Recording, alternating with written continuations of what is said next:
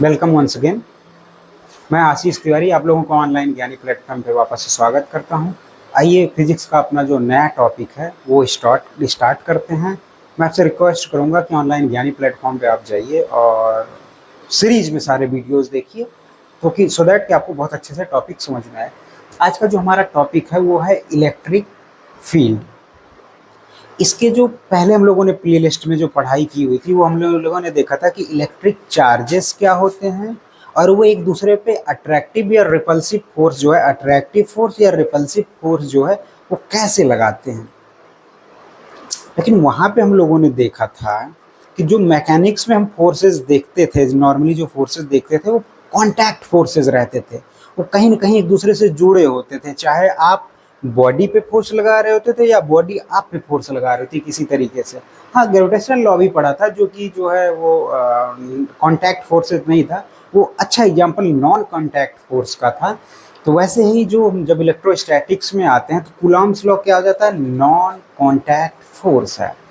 तो बहुत सिंपल सा क्वेश्चन आपके माइंड में आना चाहिए, बहुत सिंपल प्यारा ब्यूटीफुल छोटा सा क्वेश्चन आपके दिमाग में आना चाहिए और आना ही चाहिए, अब तक आ ही जाना चाहिए अगर आप थोड़े भी एक्टिव हो, कि ये जो चार्जेस हैं ये आपस में फोर्स लगा कैसे रहे हैं, ये आपस में बातें कर कैसे रहे हैं, चाहे वो अट्रैक्टिव फोर्स लगा रहे हैं या फिर रिपल्सिव फोर्स लगा रहे हैं, वो लगा कैसे रहे हैं।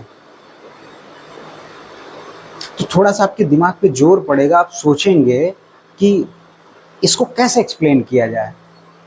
तो जो हमारे अर्ली साइंटिस्ट थे इसी को आंसर करने के लिए इलेक्ट्रिक फील्ड के कॉन्सेप्ट को इंट्रोड्यूस किया था। आइए हम लोग देखते हैं, बहुत ही प्यारा सा टॉपिक है ये।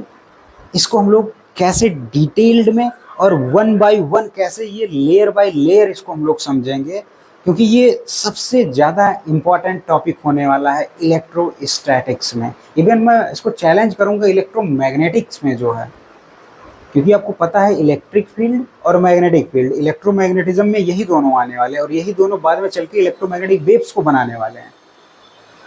और इलेक्ट्रिक फील्ड का कॉन्सेप्ट तो हर जगह आने वाला है, तो इसको हम लोग ध्यान से देखेंगे। अगर हम लोग यहाँ पे देखें कि जो हमारा इलेक्ट्रिक फील्ड है इसको अगर हमको समझना हो, ये हम ले लेते हैं, हमारा कोई कोऑर्डिनेट सिस्टम है, इस पे कोई पॉइंट हमारा ओ है जहाँ पे एक चार्ज हमने कैपिटल क्यू रखा है और एक इससे जो है आर डिस्टेंस पे एक पॉइंट हमारा पी है जिस पे हम जो है एक स्मॉल चार्ज क्यू को रखे हुए हैं। तो जो ओपी है हमारा वो किसके बराबर हो गया, ओपी वेक्टर हमारा किसके बराबर हो गया, आर। तो हम लोग देखने की कोशिश करेंगे कि ये आपस में कैसे एक दूसरे पे रिपल्सिव फोर्स जो है वो अप्लाई करते हैं, एक दूसरे पे फोर्स कैसे लगाते हैं, उसी को हम लोग देखने की क्वेश्चन को देखेंगे। Let us consider a point charge Q placed in vacuum at the origin O। जैसे कि हमने देखा था कि जो पिछला वाला स्लाइड था हमारा, ये हमारा जो पॉइंट O था, O पे हमने क्या रखा हुआ है, एक स्टैटिक चार्ज Q रखा हुआ है जो कि वैक्यूम में रखा हुआ है ऑरिजिन पे। किसी जब भी हमें मेजर करना होता है कोई भी चीज़, तो हम कोऑर्डिनेट सिस्टम को लेके आते हैं साइंस या मैथ में, तो उसी हिसाब से मैं इसको जो है अपना रेफरेंस पॉइंट जो है इसका ओरिजिन ओ मान रहा हूँ। तो इसी पे हमने क्या किया हुआ है, चार्ज को लाके रखा हुआ है। If we place another point charge Q at a point P where OP equal to R, अगर हम लोग जो है एक और चार्ज लेके आते हैं इसके सराउंडिंग में, जो है एक छोटा सा चार्ज या एक चार्ज लेके आते हैं, तो देखते हैं कि क्या होता है, कैसे ये लोग जो है एक दूसरे पे फोर्स लगा रहे होते हैं। Then the charge capital Q will exert a force on small q as per the Coulomb's force law। Obvious सी बात है, हम लोगों ने जो कूलाम्स लॉ पढ़ा था वो दो चार्जेस के बीच में फोर्स लगाने के लिए ही पढ़ा था। तो जो है जो हमारा कैपिटल क्यू था, जो हमारा बड़ा चार्ज था जिसको हमने ऑरिजिन पे रखा था, जब आप छोटे चार्ज क्यू को लेके आएंगे उसके सराउंडिंग्स में तो उस पर फोर्स लगाएगा। और उस फोर्स को जो है आप कैसे जानते हैं, कूलाम्स फोर्स। अगर उसको हम लोग देना चाहें तो के यहाँ पे कैपिटल क्यू, यहाँ क्या हो जाएगा स्मॉल क्यू, इनके बीच में जो डिस्टेंस था अभी लिया हुआ था हमने, क्या इस हिसाब से इसका मैग्नीट्यूड आप दे देंगे, आराम से आसानी से दे देंगे। तो जो हमारा जो मेन क्वेश्चन रह गया इसमें, तो यहाँ पे हम लोग जो है दो क्वेश्चन पूछेंगे। हमारे दिमाग में दो क्वेश्चन आने ही आने चाहिए अगर हम साइंस के स्टूडेंट हैं। बी में ask the question if charge q is removed, अगर चार्ज स्मॉल q को मैं रिमूव कर दूं, then what is left in the surrounding, तो सराउंडिंग में क्या बच जाएगा, क्या रह जाएगा। यहाँ से आपको आइडिया आना चाहिए कि कैसे वो फोर्स लगा रहा है, इसी को हम लोग समझने की कोशिश कर रहे हैं। जो हमने कहा नहीं था कि दो चार्जेस तो नॉन कॉन्टैक्ट फोर्स हैं, लेकिन वो कैसे एक दूसरे पे फोर्स लगा रहे हैं। तो ये बहुत ही प्यारा क्वेश्चन है कि अगर स्मॉल क्यू चार्ज को हम लोग वहाँ से हटा दें तो जो कैपिटल क्यू चार्ज था उसके सराउंडिंग में क्या रह जाएगा। और दूसरा क्वेश्चन पूछेंगे, is there nothing at the point P, अगर पॉइंट पी पे कुछ नहीं रह गया, then how does a force act when we place the charge at P. तो जब हम पी पॉइंट पे स्मॉल क्यू चार्ज को ला रहे हैं, अगर उसके सराउंडिंग में कुछ नहीं है तो कैसे उस पर फोर्स लग रहा है, यानी कि उसके सराउंडिंग में कुछ होना चाहिए, वो स्पेस किसी तरीके से, उनके बीच में जो स्पेस है वो किसी तरीके से चेंज हो रहा है। यहाँ से थोड़ा आइडिया होना चाहिए कि इलेक्ट्रिक फील्ड का कॉन्सेप्ट क्यों इंट्रोड्यूस किया गया। In order to answer such questions the early scientist introduce the concept of field. Basically जो कॉन्सेप्ट ऑफ फील्ड है ये इंट्रोड्यूस करने का जो श्रेय जाता है वो जाता है हमारे फैराडे सर पे जाता है। जो फील्ड का कॉन्सेप्ट है हमारा, वो जो है, जो एक्सप्लेन करने का जो है, सबसे पहले इंट्रोड्यूस करने का जो श्रेय जाता है फील्ड का, वो जाता है एक साइंटिस्ट थे हमारे फैराडे।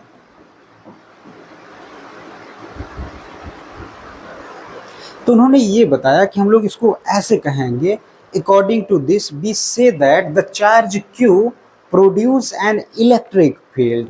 क्योंकि Q जो है वो चार्ज है, और चार्ज को दूसरा, जो चार्ज के लिए दूसरा वर्ड जो साइंस में यूज होता है, फिजिक्स या केमिस्ट्री में यूज होता है, उसको इलेक्ट्रॉन बोलते हैं, जनरली इलेक्ट्रिक बोलते हैं। तो चार्ज और इलेक्ट्रिक दोनों बेसिकली एक ही चीज़ है। तो कहा गया कि जो कैपिटल Q चार्ज है वो क्या कर रहा है, एक इलेक्ट्रिक फील्ड प्रोड्यूस कर रहा है एवरीवेयर इन द सराउंडिंग। कुछ इस तरीके से जो है सराउंडिंग में वो चारों तरफ जो है, कुछ इस तरीके से इलेक्ट्रिक फील्ड जो है वो चारों तरफ सराउंडिंग में, अपने जिस पॉइंट पे रखा है उसके चारों ओर क्या कर रहा है, सराउंडिंग में इलेक्ट्रिक फील्ड को क्या कर रहा है, वो प्रोड्यूस कर रहा है। When another charge small q is brought at some point p, the field there acts on it and produces a force। Obvious सी बात है, ये एक्सप्लेनेशन कोई जो है, अगर कोई रीजनिंग देने वाला व्यक्ति है तो इसको वो काट भी नहीं पाएगा। और यही जो है रीजनिंग दे के, एक्सपेरिमेंट करके भी बाद में वेरीफाई किया जाएगा कि हाँ, इलेक्ट्रिक फील्ड का जो फिजिकल सिग्निफिकेंस है वो एग्जिस्ट करता है। जब इलेक्ट्रोमैग्नेटिक वेव्स की हम लोग बात करेंगे, अगर इलेक्ट्रिक फील्ड नहीं एग्जिस्ट करता तो हम लोग आज फ़ोन कॉल नहीं कर पाते। तो इलेक्ट्रिक फील्ड कोई जो है ऐसे समझने समझाने वाला कॉन्सेप्ट नहीं है, ये एग्जिस्ट करता है और इसका इफेक्ट हम लोग देखेंगे भी। तो इस तरीके से जो इलेक्ट्रिक फील्ड का कॉन्सेप्ट है वो पहली बार इंट्रोड्यूस किया गया। कहने का मतलब, अगर इस चैप्टर में हम लोग कहीं भी इलेक्ट्रिक फील्ड की बात कर रहे हैं तो उसके पीछे जो छुपा हुआ कॉन्सेप्ट है, यानी कि हम लोग उसके पीछे का जो चीज़ समझ नहीं रहे हैं कि इलेक्ट्रिक फील्ड जो है कहीं ना कहीं वो फोर्स की बात कर रहा है, वो इलेक्ट्रोस्टैटिक फोर्स को ही बताने की कोशिश कर रहा है, उसी चीज़ को हम लोग जो है जानेंगे। और जो अभी हम लोगों ने देखा था कि जो हमारा इलेक्ट्रिक फील्ड था, वो जो ओरिजिन पे चार्ज कैपिटल Q रखा हुआ था, वो स्मॉल चार्ज पे फोर्स लगा रखा था। अगर हम लोगों को एक चार्ज का इम्पोर्टेंस देखना है भाई, अगर हमारे पास कूलॉम्स लॉ था, जो वो क्या था, K Q1 Q2 upon R², ये था। ऑब्वियस सी बात है, अगर आपको एक चार्ज के इफेक्ट को देखना है, इस केस में ये क्या बन जाएगा हमारा, K capital Q small q upon R² बन जाने वाला। अगर इस चार्ज का आपको इम्पैक्ट देखना है इस चार्ज पे, किसी तरीके से अगर इस चार्ज को हटा दिया जाए तो जो है हमको समझ में आ जाएगा कि जो नया फिजिकल क्वांटिटी हमारी इलेक्ट्रिक फील्ड बनने वाली। तो इसी के चलते ये मैथमेटिकल ट्रिक निकाला गया कि जो इलेक्ट्रिक फील्ड का कॉन्सेप्ट होगा वो हम अगर Fe अपॉन Q कर दें, यूनिट चार्ज पे अगर हम Q=1 रख दें, Q=1 रख दें, तो E जो है हमारा किसके बराबर हो जाएगा, वो Fe के बराबर हो जाएगा। कहने का मतलब यूनिट चार्ज पे जो है लगने वाला फोर्स ही हमारा क्या कहलाएगा, इलेक्ट्रिक फील्ड कहलाएगा। इलेक्ट्रिक फील्ड क्या है, फोर्स ही तो है। तो इसी प्रकार से इलेक्ट्रिक फील्ड को बोला गया, जो इलेक्ट्रिक फील्ड की वैल्यू होती है 1/4 pi epsilon naught Q upon R square. जो किस मैग्नीट्यूड से स्मॉल चार्ज पे फोर्स लगाएगा, वो इस मैग्नीट्यूड पे लगाएगा। और वो आया कहाँ से होगा, हमने ऑब्वियस सी बात है कूलाम फोर्स से ही निकाला होगा कि जो हमारा इलेक्ट्रिक फील्ड होने वाला है उसको अगर हम एफ ई अपॉन ई जो है एफ ई अपॉन क्यू कर दें तो वहाँ ये हमारा देखिए इलेक्ट्रिक फील्ड की वैल्यू निकल के आ गई। तो उसका मैग्नीट्यूड क्या हो गया, हमारा जो फोर्स लगा रहा था ई इक्वल टू हो गया 1/4πε0 capital Q upon R square. इस मैग्नीट्यूड से जो है ये फोर्स लगाने वाला है। बेसिकली जो वर्ड जो है फील्ड है ये उसी तरीके से जो है इम्पोर्टेंस रखता है जैसे हम लोगों ने जो है मैकेनिक्स में देखा था डिस्टेंस या डिस्प्लेसमेंट को किसी भी मोशन को मेजर करने के लिए फंडामेंटल फिजिकल क्वांटिटी मानी हुई थी कि जब डिस्टेंस या डिस्प्लेसमेंट को, बेसिकली हम डिस्प्लेसमेंट लेते हैं, जब डिस्प्लेसमेंट को टाइम के साथ हम लोग मेजर करते थे या वेरी कराते थे तो हमारे पास वेलोसिटी आती थी। वेलोसिटी को जब टाइम के साथ वेरी कराते थे तो हमारे पास एक्सीलरेशन आता था,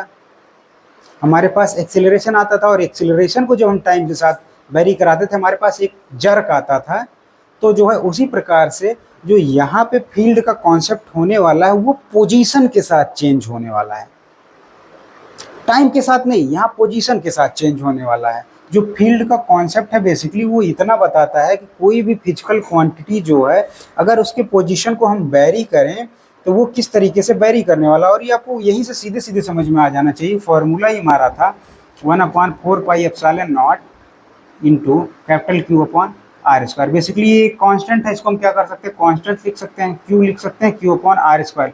तो यहाँ देखिए जैसे जैसे आप आर की वैल्यू बढ़ाते जा रहे हैं, आर क्या था बेसिकली कैपिटल क्यू और स्मॉल क्यू के बीच का डिस्टेंस था। आप आर को छोटा कर लीजिए, आर यहाँ पे आ जाएगा, आर को बड़ा करते चले जाइए। यानी कि स्पेस में कहीं भी जो है जो इलेक्ट्रिक फील्ड की वैल्यू है वो आर के साथ चेंज हो रही है। यही ये जो है बताने की कोशिश कर रहा है कि जो हमारा फील्ड है, the above equation specifies the value of electric field for each value of the position. जैसे वहाँ टाइम जब आप चेंज करते थे तो आपको हर सेकंड इंस्टेंटेनियस वेलोसिटी या इंस्टेंटेनियस एक्सेलरेशन मिलता था, वैसे ही जैसे जैसे आप पोजीशन की वैल्यू आप चेंज करते जाएंगे, आर के जो है 1 मीटर 2 मीटर 3 मीटर रखते जाएंगे, वैसे ही आपको डिफरेंट पॉइंट पे डिफरेंट इलेक्ट्रिक फील्ड की वैल्यू मिलने वाली है। तो यहाँ जो है वो होने वाला है, फील्ड क्या बता रहा है, the word field signifies how some distributed. Basically electric field क्या है, क्यू की प्रॉपर्टी है जो कि स्पेस में डिस्ट्रीब्यूटेड है, वेरीज विद द पोजीशन। यहाँ पे पोजीशन के साथ कैसे, वो मैंने दिखाया कि आर की वैल्यू आप वेरी करते चले जाओ तो उसी हिसाब से इस पे लगने वाले फोर्स की भी वैल्यू क्या होती चली जाएगी, वेरी करती चले जाएगी। Thus the effect of charge has been explained in the existence of electric field. कहने का मतलब कोई भी चार्ज जो है वो दूसरे चार्ज पे फोर्स कैसे लगा रहा होगा, इसको जो हम लोगों ने एक्सप्लेन किया, इसके लिए जो हम लोगों ने बेसिक रीजनिंग दी वो बोला इलेक्ट्रिक फील्ड के द्वारा जो हम लोग उसको एक्सप्लेन करते हैं।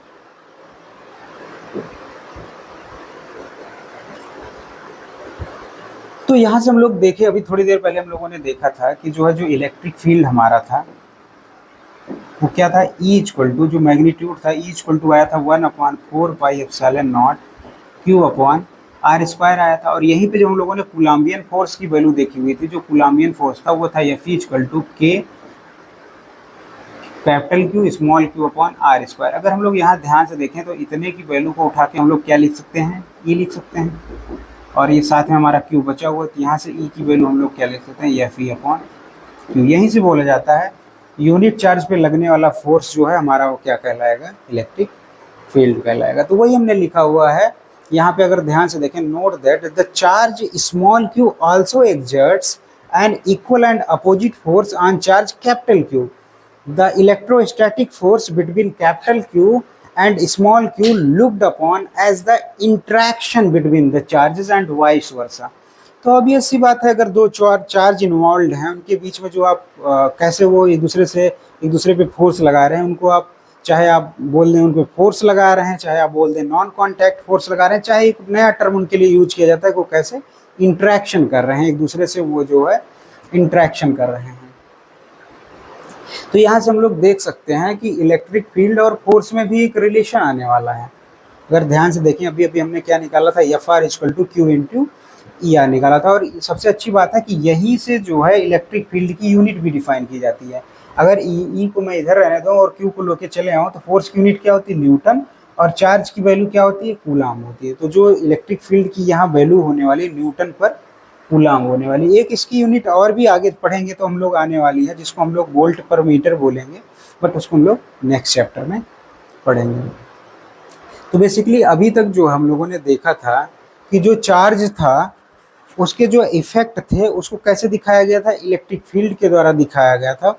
और चार्ज को चूंकि हम उसको विजुअलाइज नहीं कर पा रहे थे, तो इसलिए विजुअलाइज करने के लिए जो पॉजिटिव चार्ज था वो क्या कर रहा था, इलेक्ट्रिक फील्ड को बाहर की तरफ, वो स्पेस में चारों तरफ क्या कर रहा था, बाहर की तरफ निकाल रहा था। और जो हमारा नेगेटिव चार्ज था वो क्या कर रहा था, इलेक्ट्रिक फील्ड उसमें क्या आ रहा था, इनसाइड की तरफ। बेसिकली ये सिंक का काम कर रहा है, ये सोर्स का काम कर रहा है। कहने का मतलब अगर पॉजिटिव नेगेटिव चार्ज होंगे तो एक दूसरे को अट्रैक्ट करेंगे, पॉजिटिव पॉजिटिव चार्ज होंगे तो एक दूसरे को रिपेल करेंगे, नेगेटिव नेगेटिव होंगे तो एक दूसरे को क्या करेंगे, रिपेल करेंगे। सो आज हम लोगों ने क्या देखा, इलेक्ट्रिक फील्ड के कॉन्सेप्ट को आज हम लोगों ने समझा है कि कैसे जो है एक चार्ज दूसरे चार्ज पे जो है दूर रह के भी फोर्स लगाता रहता है। आज के लिए इतना ही। Thank you.